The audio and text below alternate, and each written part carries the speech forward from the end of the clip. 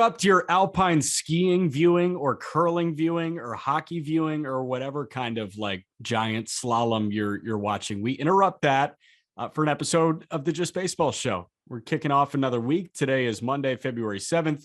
Jack McMullen, Aram Layton, what's your sport of choice through the first weekend of the Winter Olympics?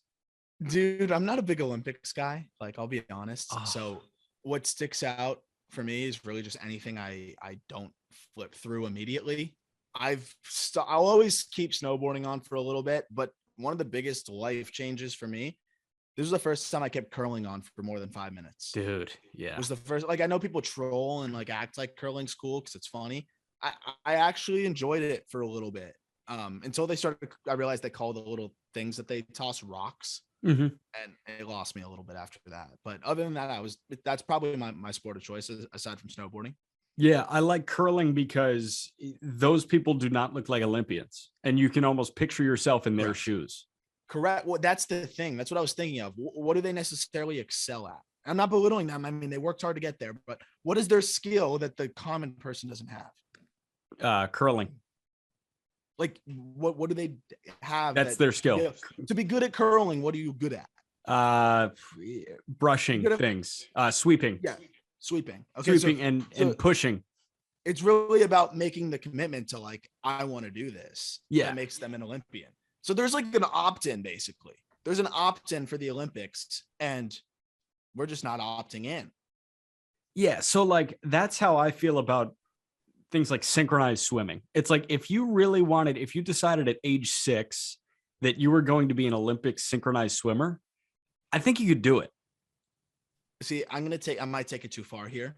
I feel the same way about Division I college kicker. Yeah, no, I'm with you.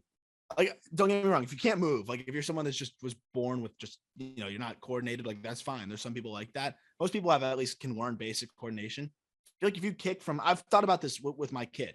If I have a son and he's just not great at sports, I'm like, if you want to play a sport, let's just kick. And if you grind it out, like if you're banging 40 yarders in high school, you're making the varsity team. If you can get that up to 50, decent student, you're going D1. Easy. I mean, if you have any sort of intestinal fortitude, you can kick at Bama and you can be heralded. Like you can be the hero at Bama. It's all mental.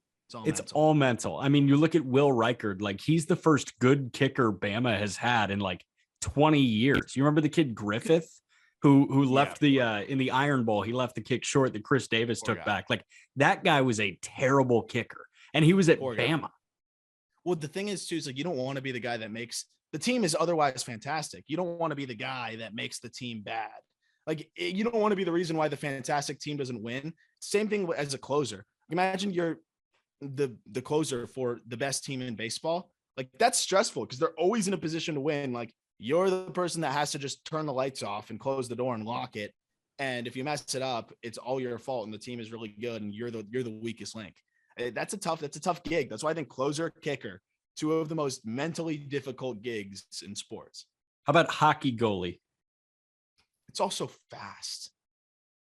Yeah, it's also fast. It's hard, like physically impossible. Mentally, I think you're kind of reacting. You're in the reaction zone. Yeah, hardest position to play in baseball mentally is it pitcher? I mean closer. I think pitcher and closer. Pitcher because you're out there by yourself. Closer because it's the most pivotal point of a game, and you're out there by yourself. And if you blow it, it's all you. Yeah. Hey, you know what was really hard is the last couple of nights I've been watching skiing. I mean, skiing and snowboarding. I was just watching slaloms for a little bit, and then I was just watching giant slalom, which is the one that Michaela Schifrin ate shit on last night. I mean, like just a couple of these, I don't know what they're called, like checkpoints. You know what I'm talking about? The gates, couple of gates into the run. Wipe out, like ate shit, greatest US skier of all time. Sorry, Lindsey Vonn, but like she's just out of her first Olympic event. How tough is that? Like that's 4 years, so much mental, emotional, physical hardship to go through. And then all of a sudden, like 4 gates in, you're just out of this one event. And that's why it's hard for me to get into it. It's hard for me to get into the Olympics. Like, that's the thing about baseball too. Again, you have like every single day, and as long as you don't have a lockout, the season comes right back around. Like same with the World Cup, like soccer. I know you have all of the other tournaments, but they're not nearly as important. You have a bitter loss in the World Cup. You just got to sit with that for 4 years. Like, that's what it feels like when you strike out. You got to sit with that all the way back around till the lineup comes around. Feels like 4 years. It's not actually 4 years. Yeah. No, but it's actually 4 years for them. You mentioned the lockout. That's what we're going to do today. We're going to do a lockout update, which we hate doing because we would love to be talking about the X's and O's of baseball, but instead we got to tell you what a federal mediator does. And that sucks. Yeah.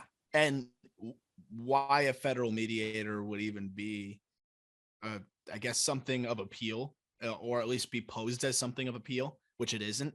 And basically why it was just a gigantic smokescreen and just what I like to call eyewash, just by the owners. Again, there's a lot of negotiation and PR tactics. Like you can tell which side has a lot of money and energy invested into PR and which side has a lot more energy focused into just getting a deal done.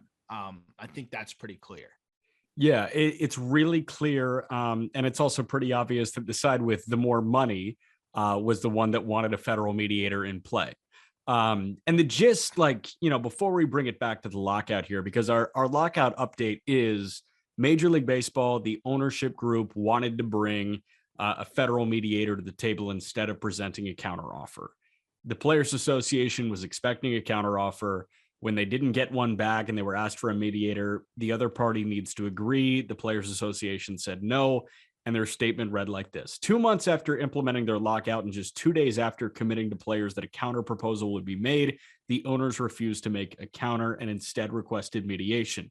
After consultation with our executive board and taking into account a variety of factors, we have declined this request. The clearest path to a fair and timely agreement is to get back to the table. Players stand ready to negotiate. So let's give you the gist of what federal mediation does before we get into the baseball side of things. And federal mediation was used in 1981 and 1984. One time it worked. That was the first time. Second time it didn't work. That was in 1994, and the lockout continued. The two sides eventually came to an agreement without federal mediation. A federal mediator is literally what it sounds like, a mediator. You've had a mediator. It is somebody, if you're having an argument with someone, it's a non-biased third party that just comes in and with a cool head says, here's where you're wrong, here's where you're right, here's where the other side is wrong, here's where the other side is right, here's what you can do. It is literally just a bridge to help communicate between two sides that are pissed off. So the owners wanted that. They wanted this conversation with a third party present. The players said, we don't need that. We want to get a deal done. If you actually want to get a deal done, like your statements are reading, then you don't need it either. And I guess the owners are just being put to the test right now. Yeah, because this was one of those where it's funny that the angle from which they had said, okay, the owners, that is, we want a federal mediator because we want to speed this process up, right? We want to get this thing going because the season's coming up. Well, you took weeks to initially meet. And then also 2 days after you said you were going to give the counter proposal, you then said there is no counter proposal. We want a federal mediator, which is just weird because at that point, if they had a meeting again and then didn't bring the counter proposal, I would understand it. But it was like they had already parted and they're like, we'll give you a counter proposal in 2 days, went back to themselves and decided, you know what, this is too difficult. Like what happened in that time? What happened is they, hatched up a plan that was like, hey, we can keep delaying this process. The closer we get to the season, the more leverage we have because the players don't want to lose a game. What was it all about in 2020, Jack? What were they fighting over the whole time? Players wanted more games, owners wanted less games. And, I think we're seeing the same thing here where I don't think the owners care if the season starts late. I don't think they really care because they stand to gain more from what they're negotiating for financially. And they're going to use that as leverage. And that's exactly what they're doing is they're delaying the hell out of this and hiding behind the federal mediator idea, which, they think masks what they're actually doing, but everybody can see it clear as day. Yeah, I mean, think of like if you're playing a game like Mortal Kombat or Street Fighter and you've got the health bar up top that's like, green and full when you're at full health. And each time a punch lands on you, your health bar declines and you get yellow, then red, and then boom, end of game, you die. Um, the owners can take more hits than the players can because while the players are multimillionaires, all these owners are multi-billionaires. So they can sleep fine at night if they miss 40 games this year. And the reality is the TV deals, they make up for that. Like who gives a shit about the 10,000 hot dogs you're going to sell that night or the, 15,000 tickets you're going to sell if you're a middle of the pack team. Like the Trop, 5,000 people in there on opening day, who gives a shit? You know what I mean? No, Like they'll that. pack it for opening day. Come on. They'll Okay. So game 2, the Game 5,000 people that go, yeah, it's tough. So like the owners don't care about that. The players want to be playing. And, there's going to be a serious hit here if you have to prorate salaries again. You look at it like, when we look at home runs, when we look at the home run totals during the 2020 season, 11 was the equivalent to 30 during a full season. So if a guy hit 11 home runs in a 60-game season, that was good. They were paid like that. So a $30 million guy got $11 million. That's $19 million that they missed out on. It was a prorated salary. If you lose games, you're going to lose game checks. So the players have a lot much. They have much more, I guess, dings to the health available than the owners do. Yeah, absolutely. And I think that's the big issue, right? And I mean, that's really why we are where we are. You point out the federal mediation thing too. I mean, it worked 41 years ago when baseball's problems were, I would say, much more simple, and it didn't even work, almost 30 years ago. Yeah, when was Curt Flood? Late 70s? I guess. That's the craziest thing to me is I feel like MLB's owners know that a federal mediator isn't really going to work. And the thing that really stands out to me is just the way the league is countered.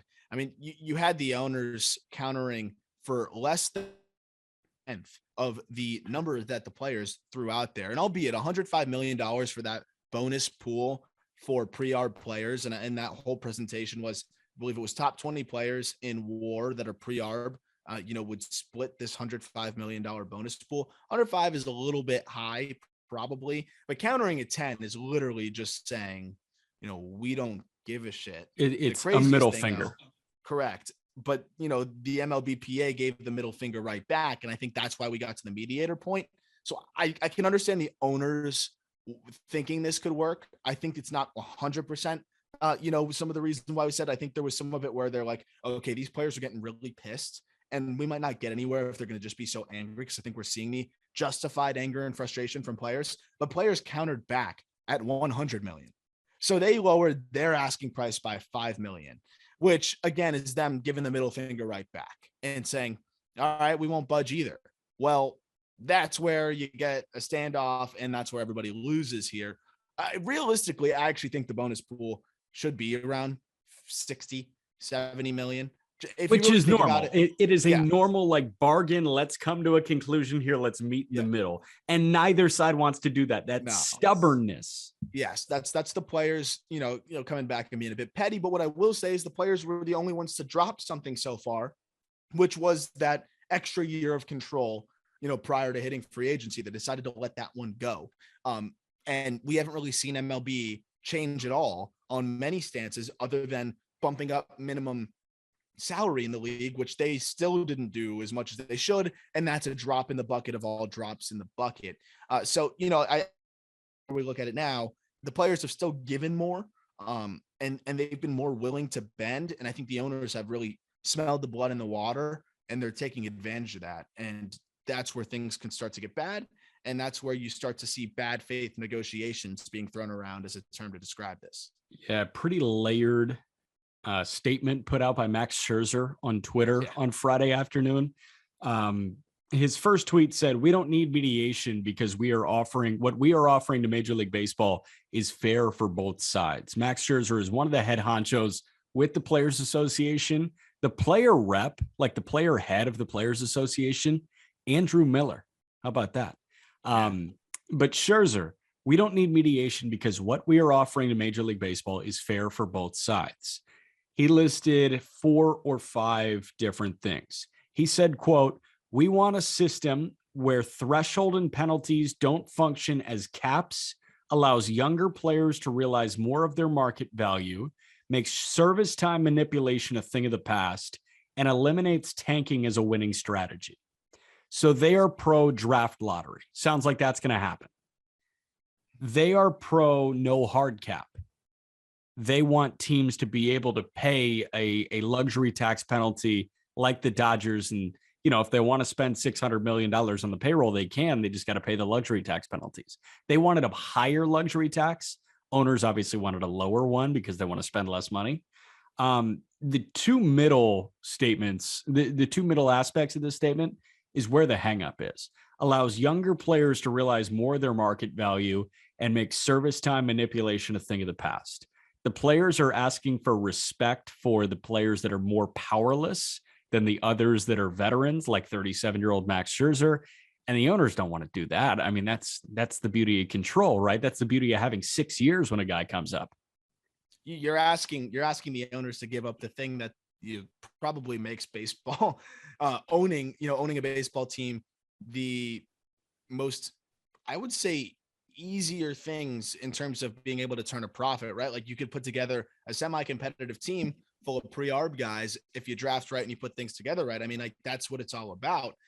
I do understand it from a certain standpoint. It's like if you're a team like the Rays and now you're cutting back a year of control across the league, that's a year of leverage and negotiations and things like that the Rays lose. For example, when you trade a Blake Snell, if Blake Snell had 1 year less of control, they're not quite getting the same return prospect wise. And I mean, that's what the Rays do, right? So there is this really, you use the word layered to talk about Max Scherzer's statement. I think the issue in itself is super layered. Of course, I want to get rid of service time manipulation. Of course, I want to, get these players paid quicker.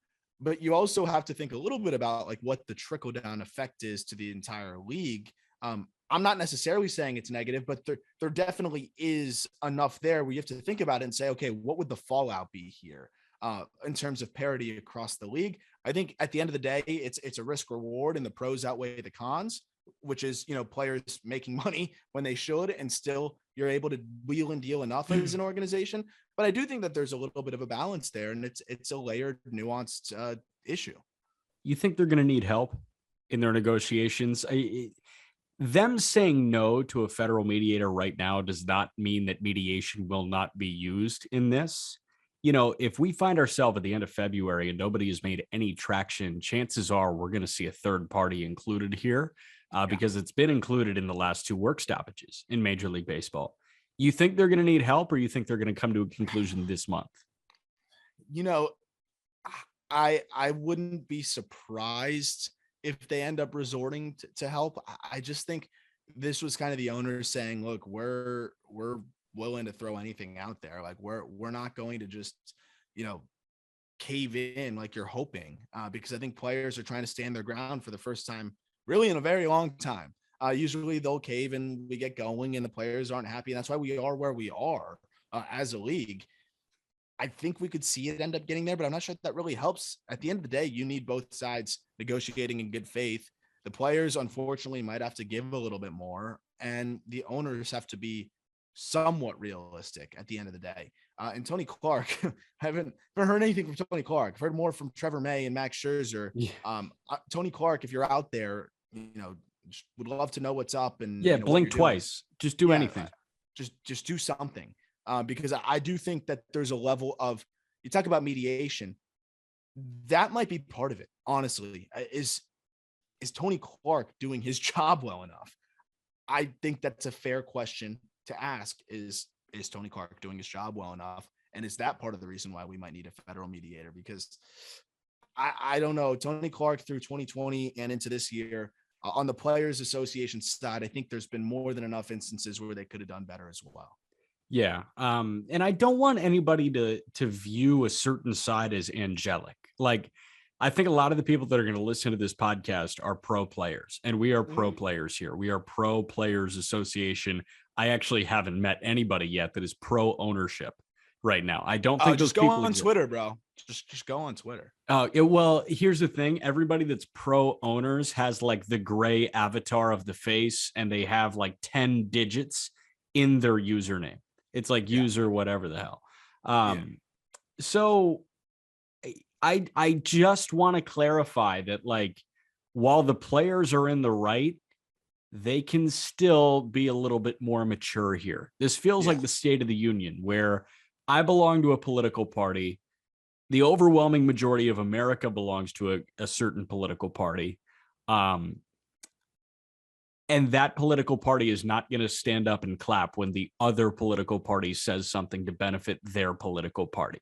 That's it's like an objectively good thing across the board. Yeah, no, I mean, like, there's no such thing. If you said like end cancer, like if the Republicans said that, the Democrats are not getting up. They're sitting down, and vice versa, which was hilarious. I mean, that was the craziest thing with the State of the Union. They were saying like, cancer is ended. You could say literally something like that, and they're not sitting up. They're not sitting up and clapping. Like, that's where you realize, that's where you get so far down the rabbit hole where you forget what you're even there for and what you're really doing, like what you're supposed to be doing. I don't think baseball is there yet, but with the anger and frustration we're seeing, I think the more anger we see, the more of a risk we have to getting down that hole where neither side, it becomes less about the game and more about winning a standoff. And I think when I'm reading headlines that are like, said Trevor May on his Twitch stream, I'm just like, I agreed with everything Trevor May said, but we're airing things out on a Twitch stream now. Like, I don't necessarily hate what Scherzer did. I actually like Scherzer being transparent and issuing a thought out statement there. But when we're like venting on a Twitch stream, I'm just saying from an owner's perspective, they hate that shit. Right. So like, I don't think the owners had a personal issue, I would assume, with Scherzer's statement. I'm sure they disagreed with it and weren't thrilled about it, but I think civil. They respected, they understood that that's negotiations, that's business, that is what it is. I would bet that Trevor May's ranting on a Twitch stream playing video games, which I think is sick. Like, I love them being transparent on there and talking about anything else, but talking about negotiations and things like this, and really bashing the owners, while I think a lot of it was merited, I don't think that's how you're going to get to where you need to go. I don't think that's going to get you to the destination. No, you got to be a consummate pro when you are in labor negotiations like this with a multi-billion-dollar industry like Major League Baseball is. You have to be civil. You have to be Max Scherzer civil, and you have to win by taking the high road. And bitching about ownership on a Twitch stream is not taking the high road. It is literally like, say you and I really didn't like each other. And we wanted to argue, you were trying to tell me that Bobby Witt is the best prospect in baseball, and I wanted to tell you that Adley Rutschman is the best prospect in baseball. You are pretty convinced that Bobby Witt is a better prospect than Adley Rutschman, but you also hate me in this exercise. So if you hate me and you're sitting across from me, and I am trying to convince you that your opinion is wrong, you're going to say, oh my God, screw you. You couldn't be more wrong.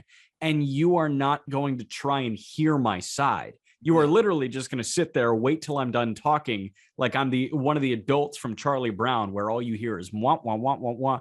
And then as soon as you don't hear that, you're going to come at me with all of your Bobby Witt evidence. Yeah, absolutely. So absolutely. And that's what's going on. And I think that's what the $100 million counter kind of exemplified there. And I'm also very excited to get a much more detailed and in-depth breakdown on these labor negotiations. Ron Cox, Professor Cox, our only CBA guy, our only lockout guy. We have one. We have a CBA guy. We have a CBA guy, Professor Cox at Florida International University, and just an absolute beast in terms of just really being able to break things down. And it's really detailed and difficult stuff to get into, and the way he delivers, it's really understandable, thorough, while not getting too dense. And it's a tough juggle. Ron does a great job, and we have that article up, right now, where Ron really explains why the federal mediator was, in his words, a PR stunt. So I thought it was a really cool piece there. And what's ironic, man?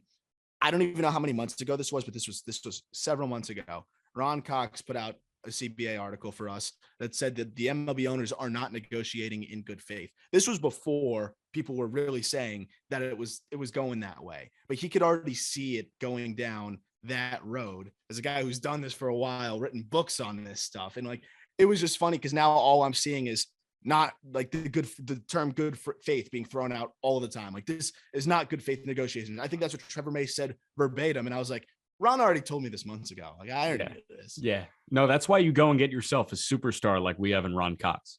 Yeah. Just go find yourself a Ron Cox. Not easy.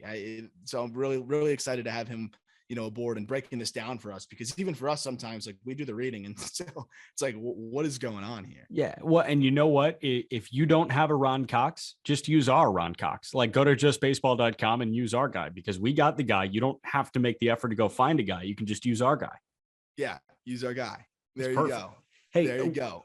Last aspect of this pod, I do want to spend about 10 minutes on this, because I got down the rabbit hole of the post-lockout resurgence in 95, because the common thing is, that summer in 1998 where Sosa and McGuire were going back and forth with the home run title, and then Cal Ripken breaking the Iron Man streak in 95 just after the lockout were the main things that dragged baseball back from the abyss of the lockout.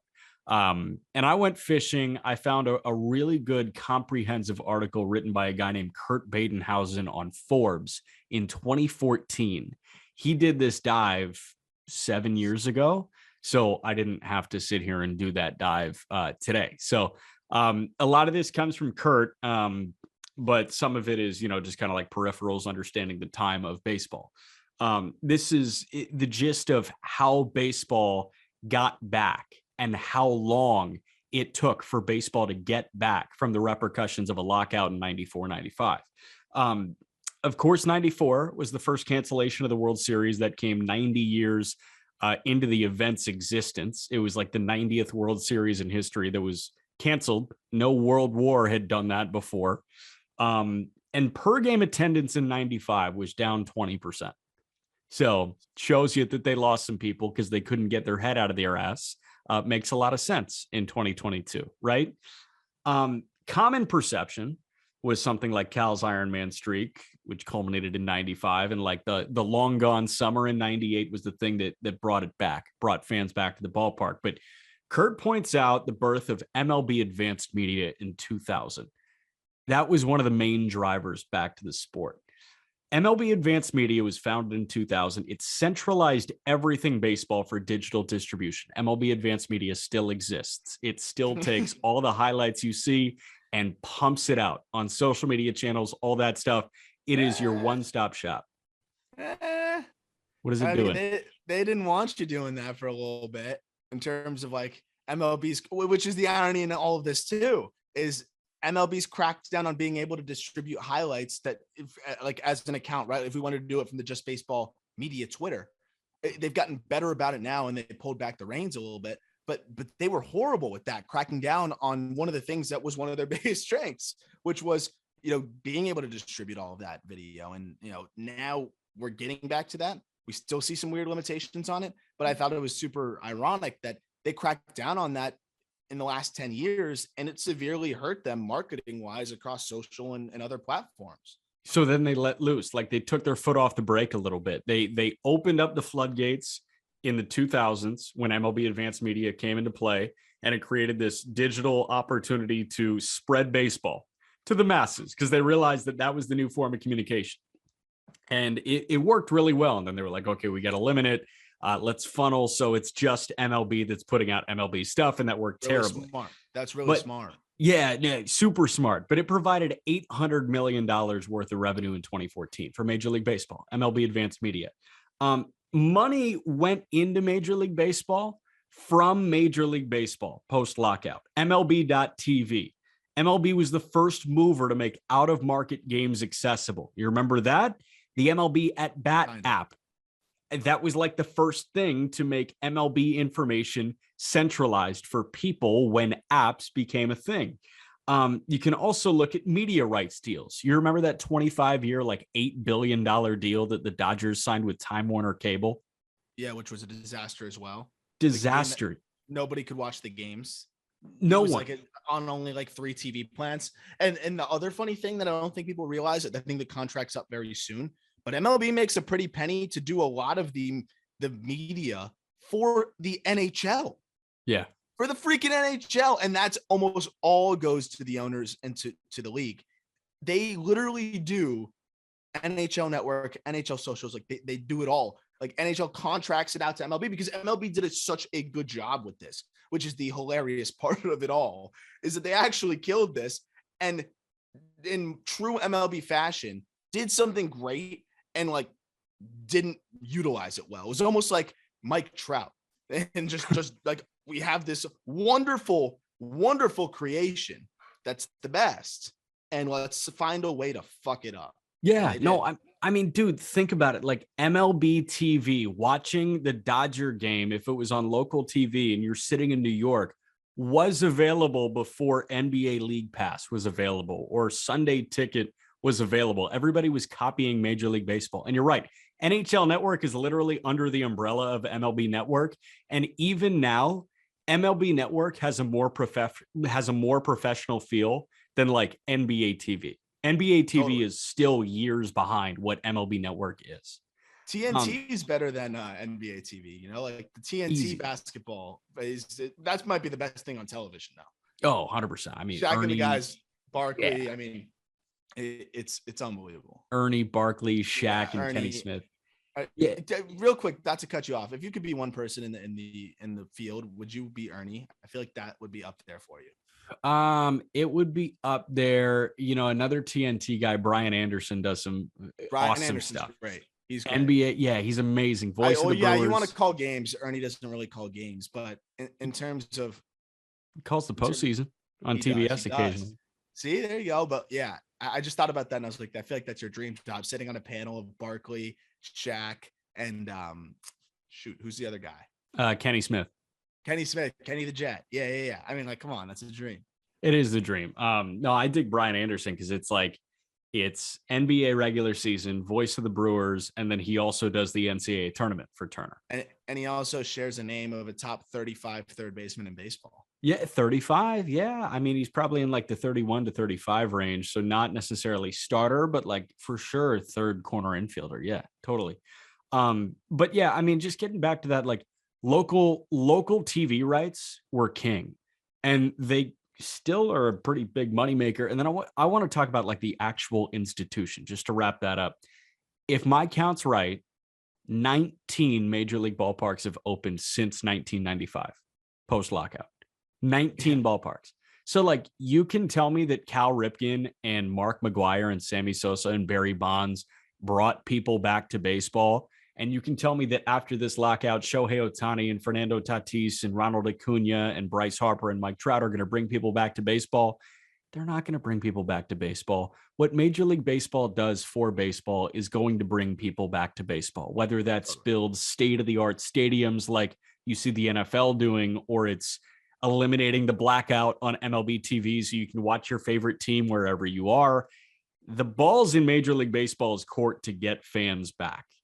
And are they going to fumble the bag? I 100% guarantee they will. Just how bad. It's just how bad, right? Like, can we just keep, baseball is doing some good things in terms of the numbers they've put up. They have momentum. And that's the crazy part is, you have a situation here where you saw what 94 did. You saw some good things with baseball over the last year. A lot of local ratings were really strong. People talk about attendance, but how are you going to set attendance in a pandemic? I don't give a shit about in-person attendance in a pandemic. No, hell no. But TV ratings were strong, and also playoff ratings were good. World Series, tough to judge. It was a tough matchup, and I thought the numbers, they're better than you thought they'd be. So, I mean, they weren't horrible. I just think when you look at where baseball's at, it's not as bad as people like to paint it out to be. I think people paint it out to be so bad because they don't have faith in the league actually being able to, keep it from going in that direction if things start to go poorly. This is a situation here where they could cause these issues to compound. But it's also a situation where you could put this to bed and really keep doing what baseball's been doing, but in the right way, and keep building on it, which is, as we see social media and the way sports are being consumed continue to evolve, baseball can continue to be ahead of the curve here and just not fuck it up. Just don't fuck it up. I'm not saying I'm holding my breath for it, but like there's a really cool opportunity here, and I'd love to see baseball do it. Not to mention, you have so much young talent in this game right now, and it's not like people say that all the time. I don't know if there's ever been this much young talent in baseball right No, now, and never. we could probably go quantify it, like accumulated WAR 25 years and younger already in the league going into next year. I don't think we've ever seen anything like it. I would almost bet my life that we haven't. No, we're in a freaky spot because this is the generation where numbers and data and science grew up with these guys. So, you look at baseball and you see like Tatis and Acuna and Soto and all these guys, like, yes, really, really talented. Best young talent baseball I think has ever seen. When you look at the quarterback position in football, this is the best young quarterback group football has ever seen. From Mahomes to Josh Allen to Burrow to Justin Herbert to Lamar Jackson to Kyler Murray. When you look at young talent in the NBA, you forgot Tua. Oh, I forgot Tua. Yeah, I'm sorry about that. I also forgot Justin Fields too. I got to do that. I also forgot Kenny Pickett. My bad, Kenny Pickett. Kenny Pickett's next up. I love Pickett. I'm so on Pickett. I do like Malik Willis out of Liberty and Bailey Zappi out of Western Kentucky. That guy's going to get an NFL start for sure. Single season QB or touchdown record. Yeah, broke Burrow's record. Yeah, Zappi. He did that in Boca Raton. I was going to go. The Boca Raton Bowl was at 11 a.m. I wanted to go see history. I was like, yeah, I don't want to see history that bad. I'm not going to the Boca Raton Bowl at 11 a.m. If it was 3, yeah. 3, I was there. I'll go see history. But 11 a.m., history can wait. Nah, you got to get up at like 8:30. You got to shower. You got to order a Western Kentucky jersey online and pick it up at the Amazon distribution center. No, but I mean, like you look at the quarterback position and there's more young talent there than ever before in league history. And then you look at the NBA and you got guys coming up like, Giannis obviously is nowhere near 30. Zach LaVine's nowhere near 30. Tyler Hero, your guy, nowhere near 30. Like, you're naming like role players too. Okay, but Luka Doncic, Trae Young, Ja Morant's 21. I've LaMelo's got a brain fart right now. 14. Anthony Edwards is 12. These guys are all kids. Yeah, it's nuts. And LeBron is still got 15 years in the tank. Yeah, I mean, it is a really amazing spot. And like we keep seeing athletes get better and better. You know why this happens, though? Because we have poured time, energy, and money into sports. And this generation is one of the first to have tons and tons and tons of money backing them as they ascend to the top. And you've got people like Big League Advance helping them and shoving them 6 figures so they can use for personal trainers and dietitians when they come up through minor league baseball. Sports are in the best position they have ever been. MLB has been just handed a golden ticket and they literally ripped it up and said, damn, what'd you do to my ticket? Well, they didn't rip it yet. They're starting to rip it, man. They're like a quarter of the way down. It's getting there. They're like teasing us with the flame below it. It's getting close. But like spring training delay, I don't think the players care too much about. No. Again, it's the games. Players are kind of just ramping up at their own pace here. I think they care a little bit, but after the pandemic, and that was something Nestor said on the episode. He's like, yeah, it sucks, but after the pandemic, we kind of gained a little bit of confidence in that. Like we can ramp it up the way we need to, if we want to create some soft tissue injuries, but I think they learned from it and they have the confidence in that. Yeah. But yeah, it's going to be a very, very, very interesting spot because, I think if they can put this to bed, start spring training a little bit late, I think people will forget kind of quickly that it was so ugly and we'll be excited for the season. But the second the season gets delayed, I think that's where you start to lose the interest of fans because we so eagerly await opening day. We have that date marked on our calendar. We're looking forward to it. And that gets pushed back because of something that, not only do you have no power over, but basically they're saying, we don't want your money yet because we're debating of how much of your money we get. That's where you start to really, the fans internalize that understandably. And that's where you get into a bad spot. So hopefully they figure it out. I don't think they need a mediator. It's really up to them. Yeah. Whenever we talk about the lockout, I do want to end with this question.